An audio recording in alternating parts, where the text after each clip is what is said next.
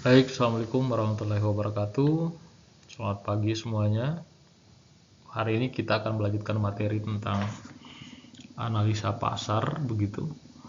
Jadi ini kita akan bahas terkait teori kebutuhan, bagaimana segmentasi, sama perilaku konsumen. Ini akan beririsan ya, karena ini adalah analisa pasar. Jadi dalam dunia bisnis atau pasar itu sendiri, semakin kesini itu akan, atau ke depan itu akan semakin kompetitif. Nah, di dalam riset pemasaran sendiri itu akan menjadi fondasi penting begitu bagi perusahaan untuk bagaimana memahami pasar, bagaimana memahami konsumen, kemudian bagaimana dinamika dalam persaingan pasar itu sendiri.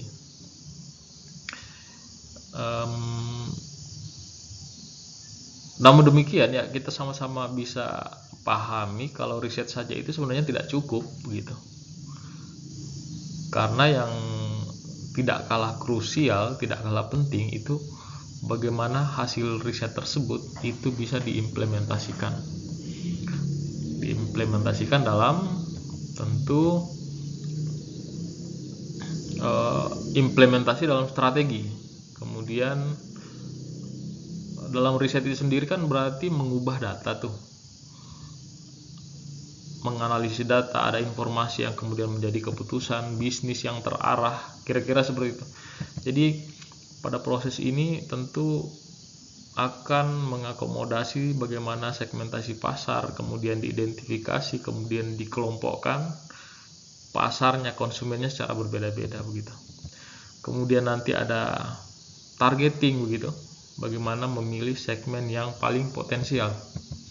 Kemudian nanti juga dibahas tentang positioning, maksudnya ini untuk menempatkan brand atau merek secara unik di kognitif atau benak konsumen gitu. Kemudian ada marketing mix, ini masuk pada pengembangan bauran pemasaran, penggabungan begitu, yang sesuai dengan kebutuhan atau yang sesuai dengan keinginan konsumen. Nah, kemudian selain itu barangkali ada juga yang tentu ya pemasaran modern. Nah, ini tidak kalah penting juga, di mana pemasaran modern ini pasti menekankan pentingnya internal marketing, yaitu gimana perusahaan membangun komitmen dan motivasi karyawan supaya bisa memberikan nilai terbaik kepada konsumen. Nah, di era digital saat ini itu manusia menjadi elemen yang paling utama begitu. Merek akhirnya itu tidak hanya menjual produk tapi membangun hubungan emosi. Kemudian membangun keterjalinan kepada konsumen melalui pengalaman-pengalaman yang itu kemudian diupayakan terbangun secara konsisten begitu. Jadi implementasi strategi di sini dalam riset pemasaran jelas bukan hanya sekedar teknis begitu, tapi ini transformasi pengetahuan menjadi tindakan. Jadi harapannya perusahaan itu mampu mengintegrasikan hasil riset dalam strategi, kemudian perusahaan lebih siap menghadapi perubahan-perubahan pasar, kemudian bisa menciptakan keunggulan yang kompetitif begitu, membangun loyalitas juga membangun loyalitas konsumen untuk tentu jangka yang panjang. Nah, seperti itu pengantarnya kira-kira. Selanjutnya kita akan agendanya hari ini kita bahas tentang teori kebutuhan konsumen, kemudian segmentasi pasar, targeting, kemudian psikologi perilaku konsumen, kemudian aplikasi dalam riset pemasaran. Tadi beberapa sudah dimention, nanti diperjelas, pertanyaan bisa diketikkan di kolom komen atau nanti bisa setelah materi ini dipaparkan itu bisa langsung open mic untuk kita berdiskusi. Nah, di materi ini tentang teori kebutuhan, kalau ya oke lah, kita mungkin sebagian sudah sangat paham mengerti tentang bagaimana teori kebutuhan kayak punya Maslow, McClelland dan seterusnya. Ini ya, dikomparasi ya, kebutuhan keinginan. Kebutuhan biogenik, ada psikogenik, kemudian motivasi konsumen, ada utilitarian dan hedonik. Kita lihat satu-satu. Needs ini sifatnya fundament, mendasar begitu. Ini harus dipenuhi kalau kebutuhan. Kenapa? Ya namanya kebutuhan ya wajib. Tindakannya harus sesuai begitu. Harus dipenuhi karena supaya ya kita bisa bertahan. Contohnya kayak makanan, tempat tinggal, minuman. Nah, sementara wants itu lebih spesifik. Lebih tepatnya bisa ditunda sebenarnya, karena ini kebutuhan-kebutuhan yang ya kemungkinan besar bisa dipengaruhi oleh budaya, lingkungan, gaya hidup. Kayak makan tapi pengennya makan apa nih, sushi, mie, atau karena makan oleh, intinya kebutuhan yang sifatnya universal. Sedangkan kalau kebutuhan sifatnya universal berlaku untuk semua, sedangkan keinginan ini sifatnya subjektif, relatif, bisa berubah-ubah. Karena memang ya tidak harus, bisa ditunda gitu. Nah, untuk kebutuhan sendiri, kalau bicara biogenik di sini ada dua tuh, ada biogenik dan psikogenik. Ini masuknya biological need sebenarnya. Jadi kebutuhan dasar yang muncul dari kondisi fisiologis manusia, kayak lapar, haus, ngantuk, kedinginan, pengen berlindung dari cuaca dan seterusnya. Kemudian yang psikogenik ini kebutuhan yang muncul dari aspek psikologis, kayak apa ya, kebutuhan status gitu, aktualisasi diri, validasi dan seterusnya. Jadi ini perusahaan mesti di dalam pasar ya, perusahaan memahami ini keduanya merupakan bisa menghadirkan produk gitu yang dipahami, yang dibaca seperti itu. Jadi semestinya produk makanan misalnya itu harus memenuhi kebutuhan biogenik, sedangkan merek bawaan yang dibawa oleh makanan tersebut itu memenuhi kebutuhan psikogenik gitu. Penjelasan keterangannya begitu. Kemudian motivasi konsumen. Nah, kalau motivasi ya tentu ini dorongan internal ya, yang bikin konsumen untuk bergerak atau bertindak, berbuat.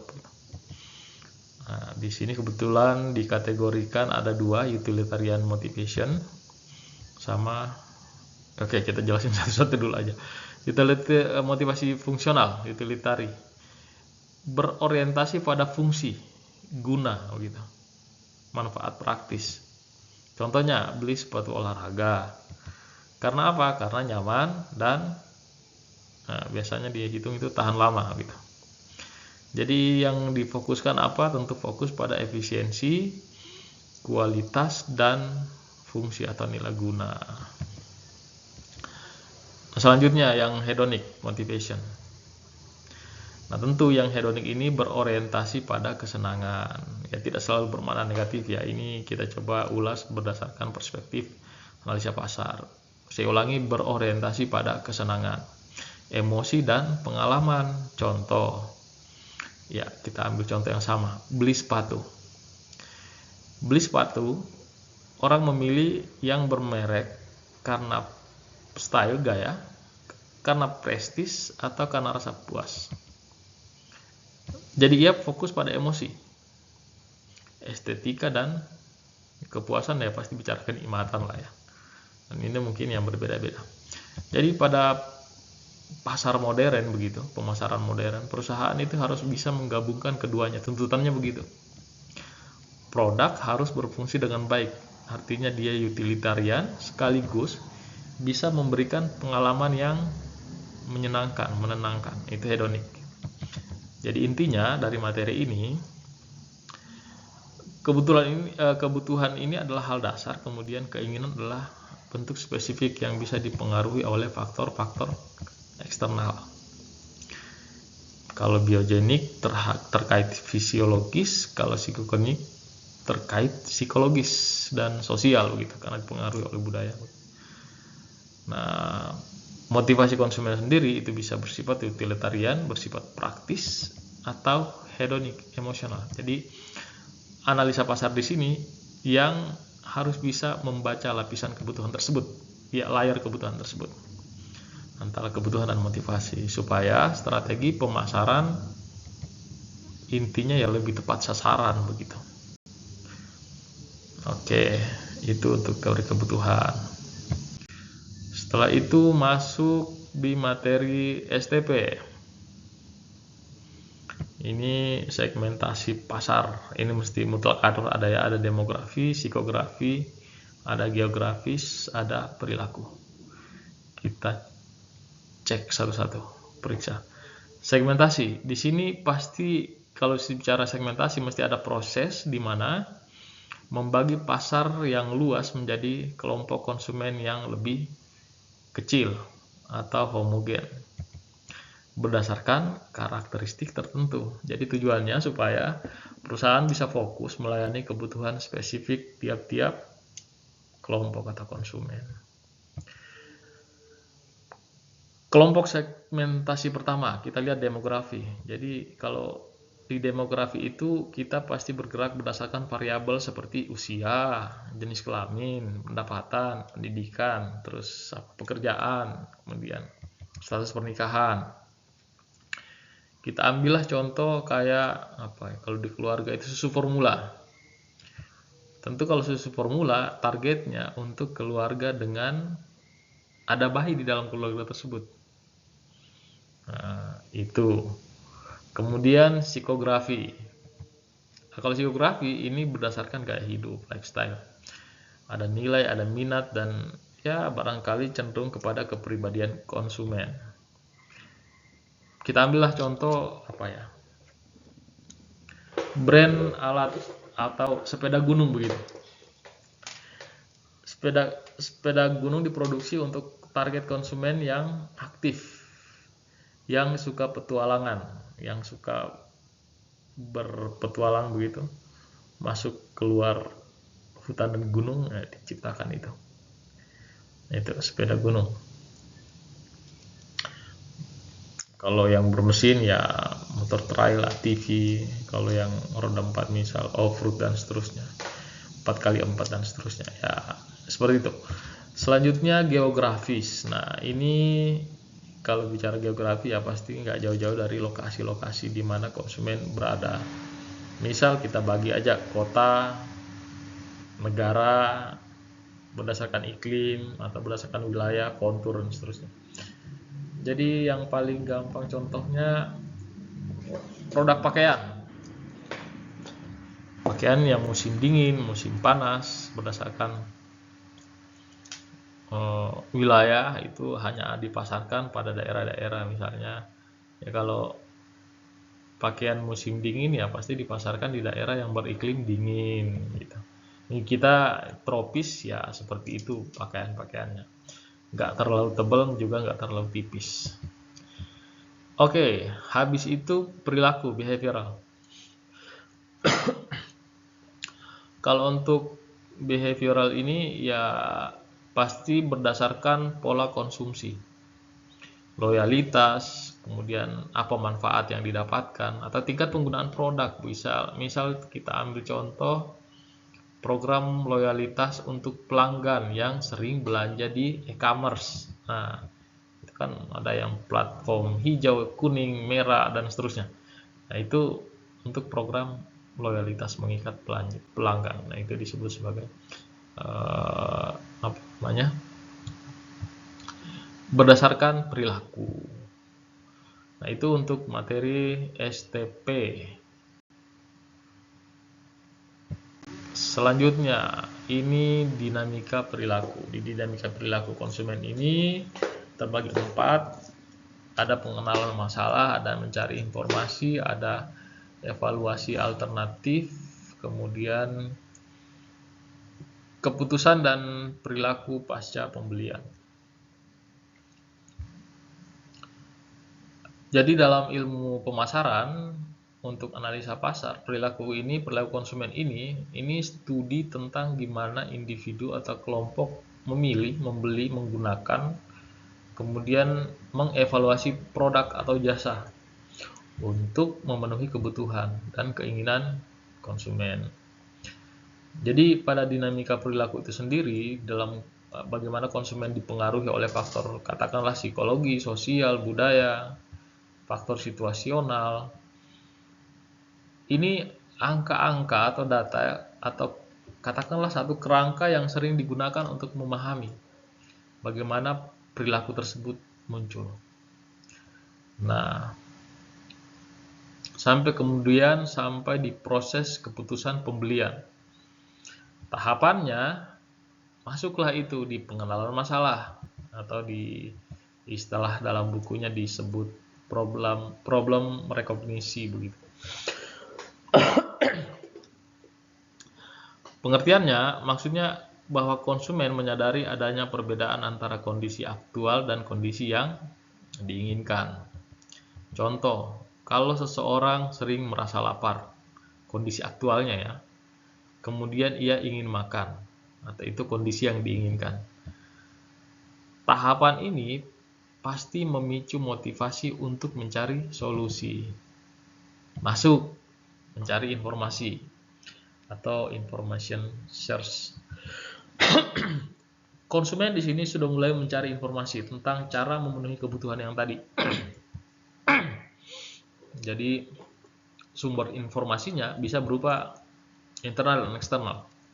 Kalau internal itu berdasarkan pengalaman pribadi atau memori yang masih tersimpan.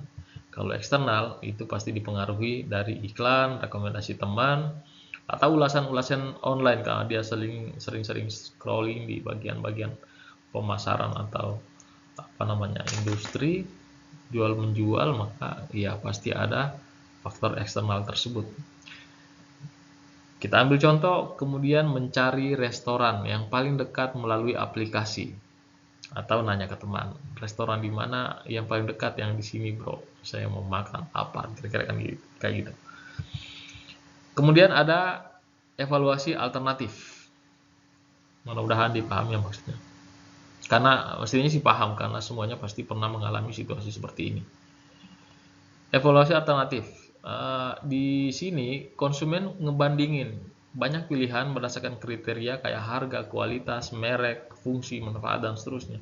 Jadi proses ini tentu melibatkan pertimbangan rasional, juga emosi. Contohnya membandingkan beberapa merek smartphone berdasarkan fitur, ya katakanlah kameranya, sound systemnya, harganya, atau reputasi mereknya, brandnya. Jadi yang poin keempat ini proses keputusan, ada keputusan pembelian. Nah, di bagian keputusan pembelian ini tentu konsumen memilih satu alternatif kemudian melakukan pembelian.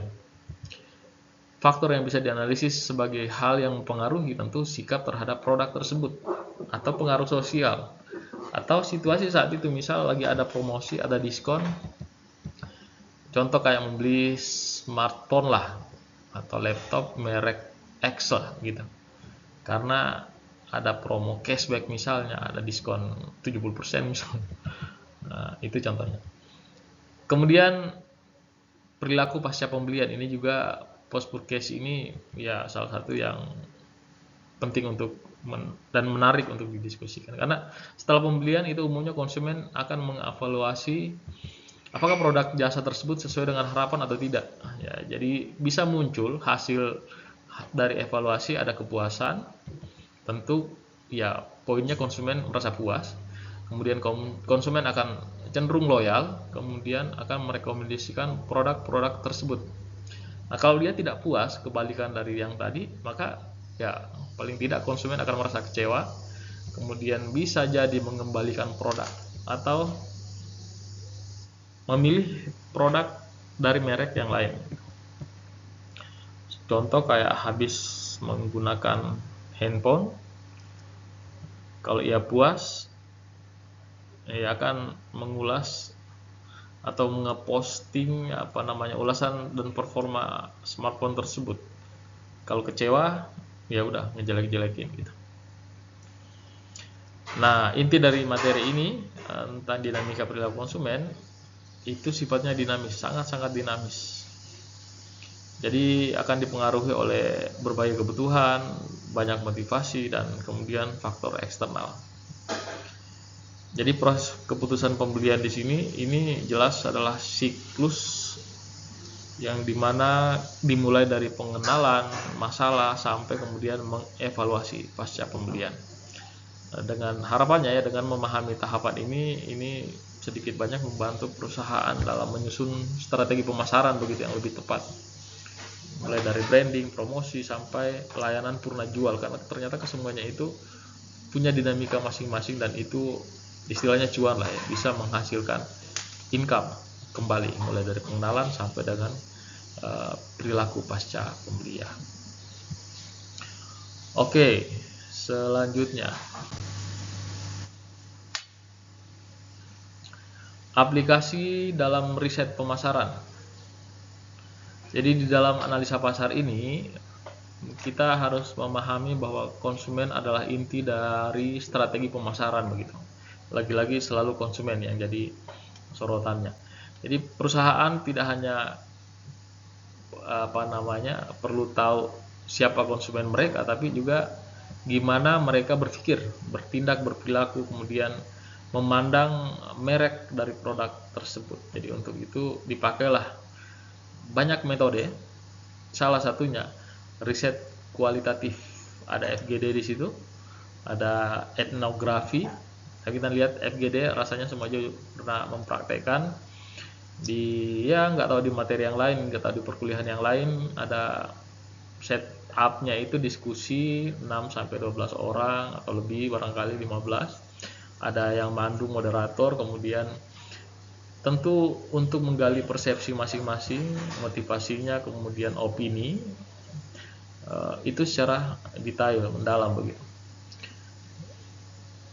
Di sini kita ambillah contoh, kalau yang kualitatif itu perusahaan misalnya di FNB membuat FGD untuk mengetahui preferensi rasa baru. Itu sering tuh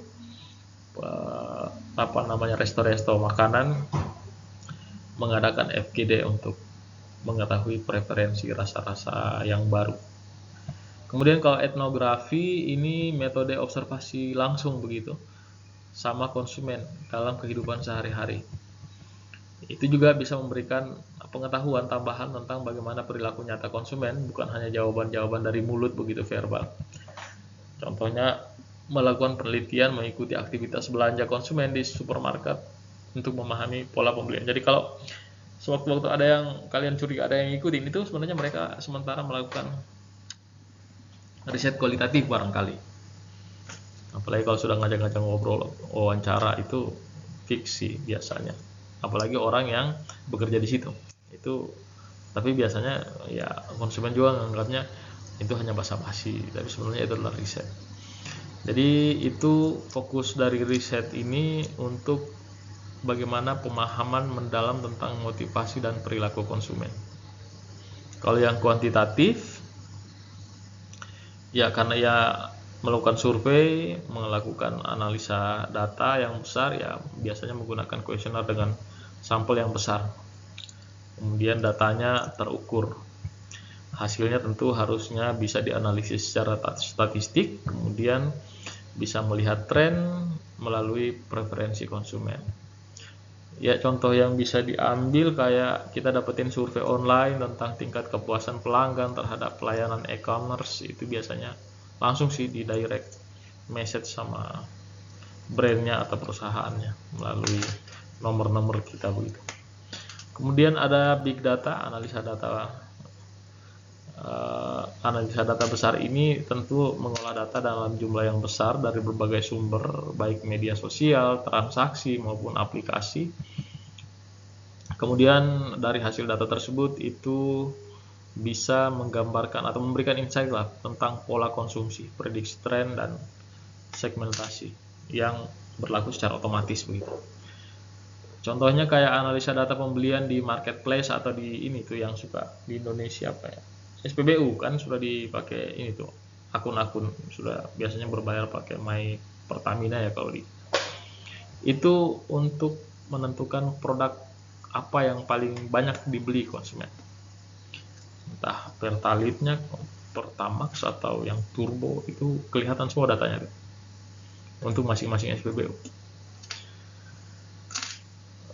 Jadi riset kuantitatif ini fokus pada data numerik, kemudian juga fokus pada tren dan generalisasi karena sifatnya universal. Kemudian materi untuk perceptual mapping ini teknik bagaimana teknik memvisualisasi untuk mengetahui posisi merek dan di pikiran atau benak konsumen dibanding dengan kompetitor yang lain pesaingnya. Biasanya digambarkan dalam bentuk peta 2 dimensi begitu. Variabel kayak harga, kualitas, inovasi, atau dibandingin sama produk-produk atau barang-barang tradisional. Contohnya apa ya? Kita bisa ambil kayak pemetaan, misal menunjukkan adanya persepsi merek A dianggap premium sedangkan merek B dianggap ekonomis, bukan premium, murah gitu. Jadi itu perceptual mapping itu bisa membantu perusahaan penjual menentukan strategi positioning supaya mereka di pasar itu lebih terhighlight, menonjol begitu. Jadi kesimpulannya, kalau riset kualitatif menggali motivasi dan perilaku konsumen secara mendalam, kalau kuantitatif menghasilkan data terukur untuk menganalisa tren dan pola. Jadi kalau perceptual mapping ini memvisualisasi posisi merek di kepala konsumen, kemudian kombinasi ketiganya itu akan memberikan gambaran yang lengkap, komprehensif, detail tentang konsumen, sehingga strategi pemasaran tentu lebih tepat sasaran begitu, tidak banyak membuang-buang waktu. Nah, kira-kira seperti itu. Materi terakhir, kesimpulan.